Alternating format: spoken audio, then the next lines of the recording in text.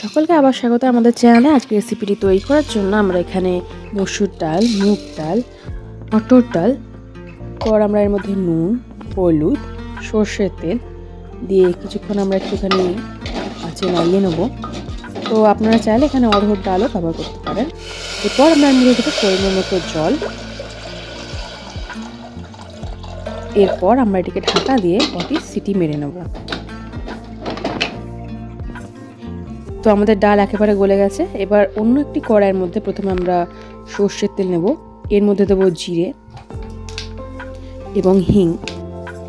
এরপর দেবো রসুন কুচি এবং পেঁয়াজ কুচি। এরপর আমরা এর মধ্যে দেবো হলুদ এবং লাল লঙ্কার গুঁড়ো, গরম মশলা, ধনে পাউডার, জিরে গুঁড়ো এবং এর মধ্যে দেবো টমেটো এবং পরিমাণ মতো নুন। দেওয়ার পর আমরা ভালো করে এটিকে মশলার সাথে মিশিয়ে রান্না করে নেব এবং টমেটোগুলি ভালো করে আমরা সেদ্ধ করে নেব। এরপর টমেটো ভালো করে গলে গেলে আমরা এর মধ্যে আমাদের পালং শাক দেব, দিয়ে আবার আমরা মশলার সাথে মিশিয়ে ভালো করে রান্না করে নেব। তো পালং শাক ভালোভাবে মশলার সাথে মিশিয়ে রান্না হয়ে গেলে এরপর আমাদের ডালটি যেটি আমরা প্রেসারে বানিয়েছিলাম ওটা আমরা এর মধ্যে দিয়ে দেবো। দিয়ে এবার আমরা ভালো করে আবার আমাদের শাকের সাথে মেলাবো, দিয়ে ভালো করে কষিয়ে আমরা এটাকে রান্না করে নেব। এরপর আমরা যেখানে ডাল বানিয়েছিলাম সেখানেই পরিমাণ মতো জল দিয়ে এর মধ্যে আমরা জল ব্যবহার করব।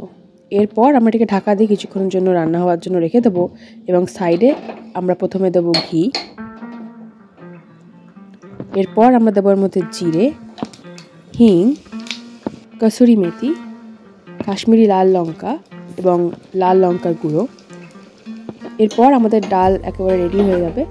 এর ওপর আমরা আমাদের তড়কা দিয়ে দেব। তো এরপর আমরা এটিকে ভালো করে আবার মিশিয়ে নেব। তো আজকের রেসিপিটি বাইরে অবশ্যই ট্রাই করবেন। ভাতের সাথে অথবা রুটির সাথেও আপনারা আজকের রেসিপিটি ট্রাই করতে পারেন। তো আজকের রেসিপিটি এইটুকুই। দেখা হচ্ছে পরের ভিডিওতে।